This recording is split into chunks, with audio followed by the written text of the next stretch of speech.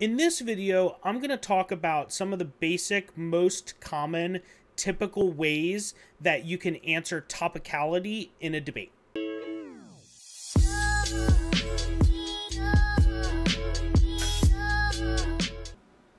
So, the affirmative in the debate. The affirmative in the debate. The affirmative in the debate, when they answer an argument like topicality,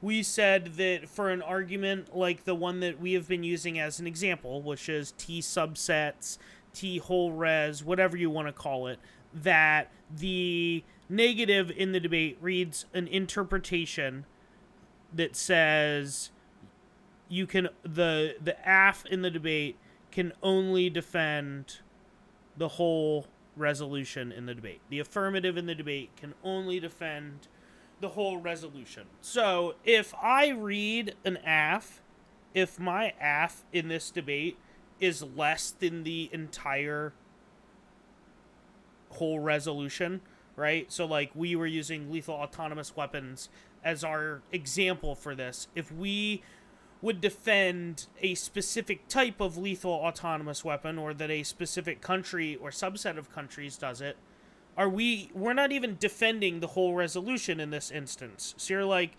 Scott, you told me that the first way that an aff can answer T is by saying a we meet argument. And that would mean we are that specific thing that they are trying to say that we're not, right? In this instance in which I'm reading a planned affirmative, there's zero chance that I'm actually going to meet that resolution. This is kind of like, you know, against some counter plans, you make permutations even though you know that the permutation isn't going to work and it links to the net benefit and all sorts of things like that. There's kind of a similar way that the game works for answering T, that even if you might think that you don't meet at all whatsoever because you're a subset and you're not the whole res, still throw these arguments out there. A justificate, right?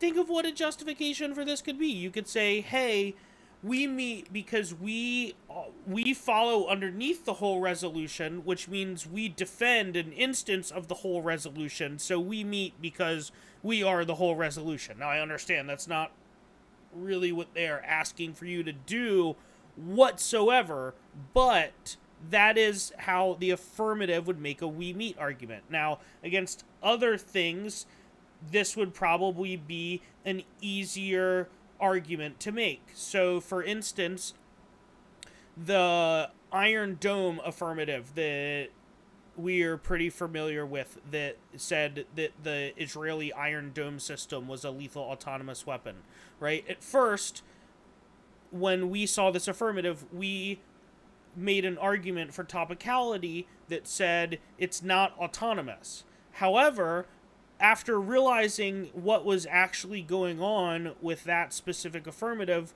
we realized, hey, it is actually autonomous, it's just not lethal, right? It's just not lethal, or it's not a weapon. So the way in which we framed our interpretation also changes by the way in which the affirmative makes we meet arguments in the debate. So the first way that an affirmative normally answers a topicality argument is a we meet.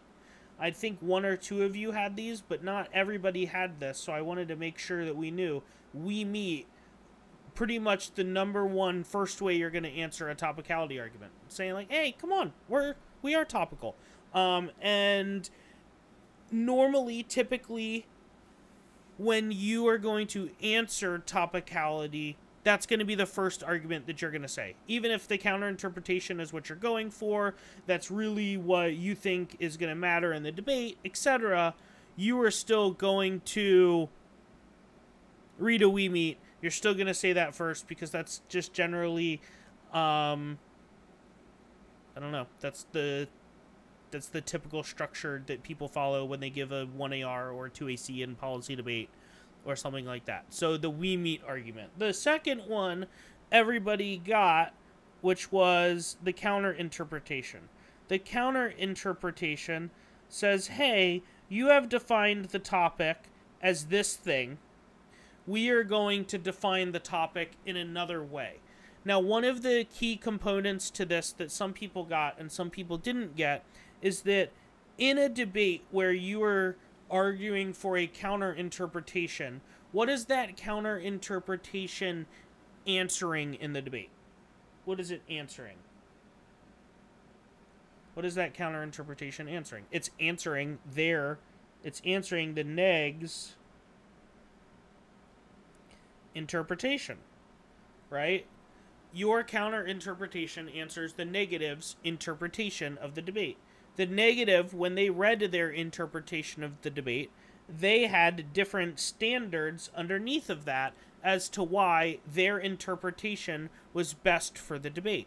If you just say your counter interpretation in the debate and that's it, without reading those standards, there's really no reason why we should prefer your counter interpretation over their interpretation in the debate. You can kind of think of these interpretations as like two different counter plans in the debate, and that you're trying to have net benefits for each of these counter plans, and that's what these standards are in the debate. So if the negative said limits and they said ground or things like that, you might also have arguments over here for your counter interpretation that, you know, they might even be the same ones as these. They might be they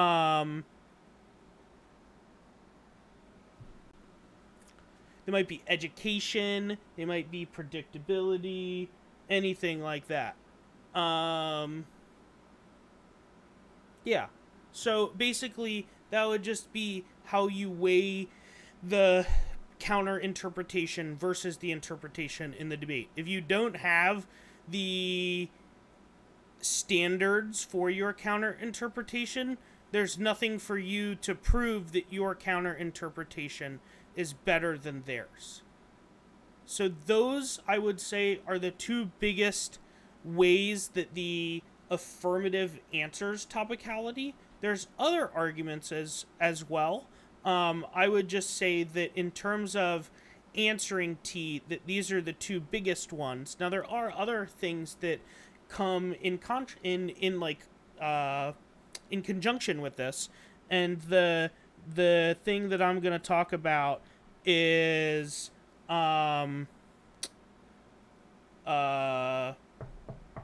reasonability. Has anybody ever heard of reasonability in a debate before? Does any? What would that mean? What would reasonability in a debate mean? What it would mean is you know, we're the affirmative said, the negative said with their interpretation, their violation, that I'm not topical. I say I'm like 98% topical. That's good enough. We shouldn't lose the debate because of that little 2%. There's no big real benefit that was gained by that. Nothing like that whatsoever. So you should view the debate through the lens of reasonability. Be like, come on, give us a little leeway. We're really close to the topic. Don't punish us if we're this far away. The negative in the debate normally counteracts this by saying something called competing interpretations. Competing interpretations. The idea of competing interpretations is the idea that we shouldn't view the debate through, we're close enough. We should view it through the lens of our interp is 100%, your interp is 98%, your interp is worse than our interp, you lose the debate, because that difference when we calculate benefits and costs in a debate make it so that you lose the debate. So these are kind of like two competing ways to think about viewing the debate at the end of the debate. Whether or not we should view it through the lens of, you know, are they really not topical, or are they close enough, or does it just matter the really close minutia of it? So these are the three major components, I would say, that an affirmative should have in their 1AR block. Now, think about this for a second. Just like on a disad or just like on a counter plan, right? On a counter plan, you can make multiple permutations. You can read multiple link turns. You can read multiple impact turns. Just like that, on a topicality argument, you can make multiple we meet arguments. You can make multiple counter interpretations. Normally you don't. Normally you just make one. But it used to be more common that the affirmative would read like 3 counter interpretations in the 1AR. And the reason for that is it just made the debate really hard for the negative in the debate. Obviously, there's only one of these, so you would choose. I would say in almost every instance, the affirmative chooses reasonability and the negative chooses competing interpretations, because reasonability favors the affirmative in that calculus at the end of the debate, and counter interpretations favor super small negative exclusionary T violations in the debate.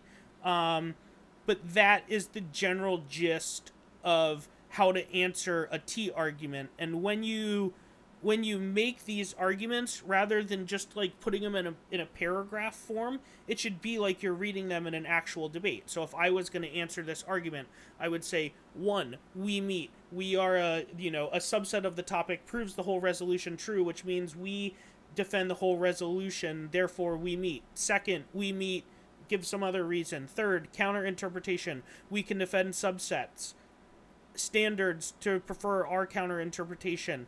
Picks are bad. That's bad ground for the affirmative to have to defend in every debate. There's an infinite number of things they can pick out of, and the whole res T gives them the ground to be able to say all of these things and makes all of these counter plans competitive, and that turns their ground arguments in the debate.